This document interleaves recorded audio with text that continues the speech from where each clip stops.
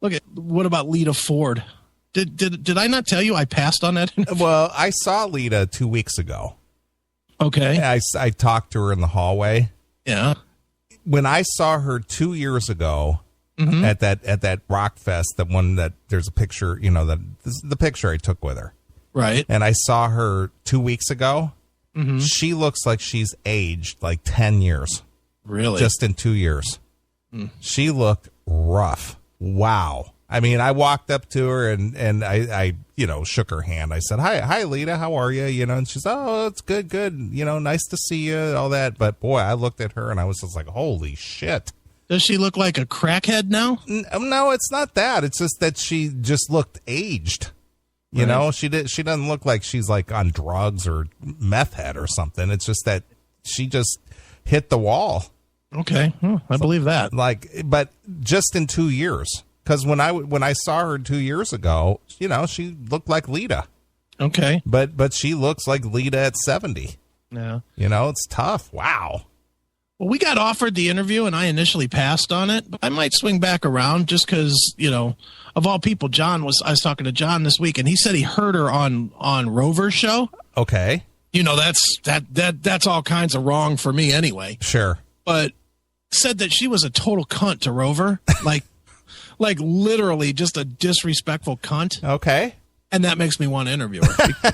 Well, because if she gets like that with us, then I will have some fucking audio for days because I will fucking lay her down. Sure. Sure. Or Rover, apparently, I haven't heard it yet, but I heard Rover was like dissing her a little bit, but in like the polite way. Like making little digs instead of just saying, hey, why are you being such a bitch? Right, exactly. No, where if it's me and her and she starts with that, I will fucking launch. Yeah. So now I do want to interview her. Yeah. Well, like I said, I talked to her for a couple minutes in the hallway, and she was, pleasant. She wasn't in interview mode or anything, obviously, but just, just hello, how are you? How you doing? I'm just not a fan. I mean, I liked, yeah, that's about it. I don't like any songs by her. Yeah. She's all right. I mean, I'm not a huge fan. I don't listen to Lita music. If I heard a song, I wouldn't go, oh, that's Lita. Terrible. Turn it off. But are you a guaranteed 100% would listen to it? If you're on just for the sake of argument, every device you have goes out and you have to listen to commercial radio, and you're flipping through the channels and, I don't know, Hungry comes on, Are you guaranteed to stay to the end of that song? No. No. Oh, I feel too. Yeah. I mean, it's okay. I mean, I'm not a fan, but I don't dislike her either. It's not, it's just, it's there.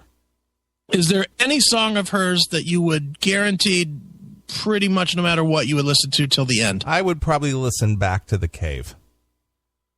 Really? Yeah. I like that song. It's got, it's got a kind of a darker vibe to it. That's about it. It's because when she was 26, she wanted to get back into her cave. But yeah, that's one song I like. Yeah. I'm trying to think. Close Your Eyes Forever? No. What was her big hit? Kiss Me Deadly? Kiss Me Deadly, yeah. I never liked that song. Mm-mm. That song sounds like bad bubble gum. Yeah, definitely. Wrapped in syrup with a bag of sugar dumped on top of it. Ugh. Yuck. No, I don't think I'd listen to any of them. I think I would just keep on looking for that next fucking Pink Floyd or Van Halen song on the classic rock station. Because it's been like 3 minutes since I heard one. Yeah. Pink Floyd, Van Halen, Led Zeppelin. All right, so here's the choice. You're scrolling on your radio, and the two choices are Lita Ford, Kiss Me Deadly, or, I don't know, Money by Pink Floyd. Boy, I guess I'd go with Money. You go with Money? Yeah. All right, how about Led Zeppelin, All of My Love? Yeah, it doesn't matter what Zeppelin. I'll always listen to Zeppelin. And I know the Van Halen is like a no-brainer, of course. Yeah, of course. Unless it was fucking something from A Different Kind of Truth or something, you would probably always listen to the Van Halen. Sure. I would think. Is there any Van Halen song that you would turn off to go to the Lita? Probably the Gary Sharon era. Yeah, I would listen to Lita over Gary Sharon Van Halen. How about some of the Sammy stuff, like When It's Love? Boy, that's pretty syrupy. I've been on this health kick, for a while now. Sure. And I do 3 miles a day now. What, running? Yeah. You? Yep. I didn't know you were running. I started 2 weeks ago. Is it because you live so close to Gary? You're getting ready? No. I got a nice 3/4 mile track that they don't allow bicycles or skateboards or blade skates on. It's just total walking. Or blacks? Yeah, it is fenced in. Well, fenced in, they're used to, aren't they? Yeah, but they'd have to jump the fence to get in. Oh, yeah. Usually there's guards around their fences. Sure. Ooh, little Susanna Hoffs. Yeah, I know. Anyway, go ahead. Yeah, so I listen to I take my Spotify with me. Okay. My iPhone, and so it's like I pick the album of the day, and I listen to the best of Van Halen Volume 1. Okay. So I'm listening to the DLR years. The first 6-8 tracks are all DLR, and I'm just like, man, this has got some grittiness to it. And then the Sammy era comes in, and then all the syrupy, keyboardy, all this, and it's just like I lost my momentum. Oh, that's what dreams are made of. Exactly, that's it. Yeah, that doesn't play. As much as I'm more of a Sammy guy than a Roth guy, I will admit that stuff does not play. Some of it does. I mean, but not the hits. The hits do not play well against the DLR hits.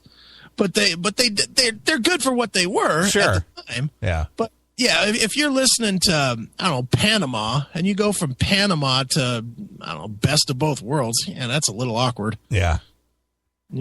It's funny the difference between the guitar tone that they used during the DLR years and the guitar tone of the Sammy years. Right. The guitar tone for the DLR years is very dark and gritty and kind of, just chunky, I guess. Right. And then with the Sammy years, it's very smooth. Oh, Sammy years, they wanted to sell records. Yeah. Before that, they didn't give a fuck. Right. But it was very dark and, it just kind of gives you good running music. Right. So I did listen to that this year or this week rather, and kind of, listening to them back to back. Right. What a change up. By the way, this message came in. I hate to be being this guy that's reading you texts, but this is pretty funny. Is Neely on a health kick waiting for John to croak? I am. How did you know that? In fact, you're going to order John an extra gallon of fucking 151 tonight, right? Yeah, exactly. Here you go, buddy. You do this. I'm going to go run. Right. Wouldn't fuck Stephanie hard. Jesus Christ. And I know she's listening, and I know that probably makes her cringe when I say shit like that, but she is a girl that needs a good hard fucking. I thought you said she was your friend. I'd fuck the shit out of my friend. You kidding me? Fucking right. Nice. Make her know every ounce of the fucking 380 pounds I have. Thank you. Right. Right.